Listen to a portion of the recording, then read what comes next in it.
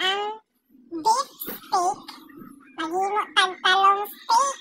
O diba, for the go. Yandam na nato ato mga kinahanglanon. So ang duha ka talong akong gipikas kay gitan-aw nako kung may ulod. Kung may ulod, tanggalon nimo ang ulod. So adisyon nimo siya banggoron. Ugasan dayon kanang isa limpyo kayo. So after nako gihugasan ang talong guys, bangguro na day nako ni siya. So wala na nako gikuha og video ang akong paghugas kay dili tanan panahon nga kinahanglan tanan nimong buhaton imuhang kuha og video. So na may panghitabo nga dili na kailangan nga i-video. So ako nang gibanggod guys. So kay nag-crave man lagi ni og beef steak.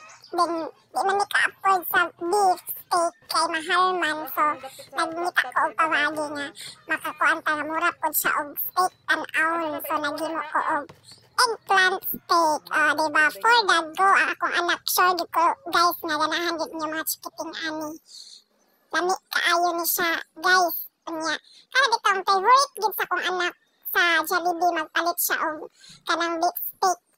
Kanang 2-piece beef steak sa Jollibee. Paborito kay na niya. So atong siyang himuan og kanang talong steak kung unsa iya ikasulti. Lami kay siya guys, promise.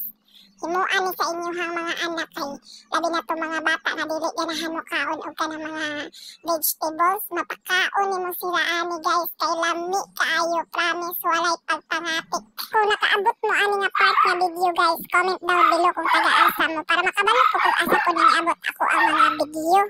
So para ma-shoutout po nun ako, susunod na kong vlog na himuon. Thank you sa inyong always na pag-suporta kang Hilason Girl.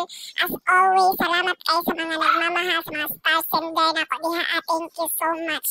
So pasensya kaayo mo ha sa akong background. Bisan og nag-voice over na ko. Nagid gihapoy mga kuan, mga background nga mga madungog nga music like paghot sa iro, mga tugtugaok sa manok, may mga earring kay unsaon man ninyong Hilason Girl nga daghan kay alaga nya dili gid malikayan nga aduna gayon nga magsaba gid na sila na dili gid nimo kanya labi nang dali ka og kanang voice over kay daghan pa kag buhaton daghan pa kag himuon. Pasensyahin na lang gid ninyo guys, basta kamo na lang gisabot ani boss M, ikaw na gibahala tana imuhang kanang masabtan. So di era after nako gibanggod ang talong, ako nang gipangsagol ang mga ricados. Nagbutang ko og duha ka itlog, duha ka kutsara nga flour, cornstarch, nagbutang ko og black pepper powder, nagbutang ko og ahos nga gimince nako, nagbutang ko og bombay, og mga kanang pampalasa like oyster sauce, mga kanang sa tawag ana magic sarap, unsa pa na diha, bitchin, asin, og ako na dayong gikuraw, og ato na dayon hinlutoon. Lami kay siya guys, nga wala pa gay nahiluto guys, arang humuta pura buyag kaayo. So mga bata ang dili ganahan magmukaon og vegetables, mapakaon jud nimo ani guys. Grabe ka lami, sulit kaayo. I-try ninyo ni Gino. No need na magpakulo-kulo pa ka og kanang kuan, yung panglapuan ang kanang talong. Ako nang gibanggod oy. So lami kay siya, i-try ninyo guys. Digid mo magmahay sa kalami, mura pog naatik akong anak ani nga mura pog beef steak nga gipalit sa Jollibee.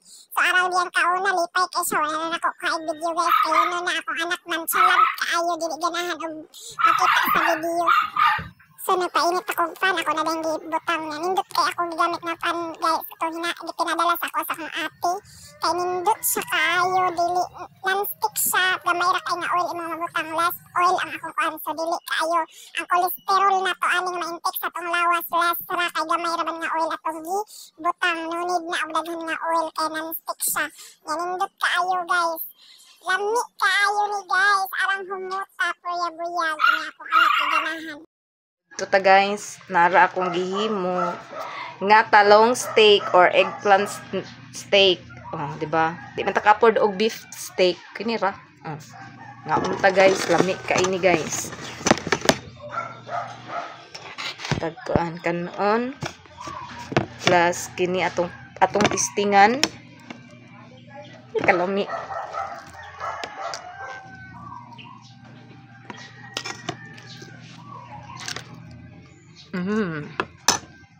The best good. Grabe, kalami.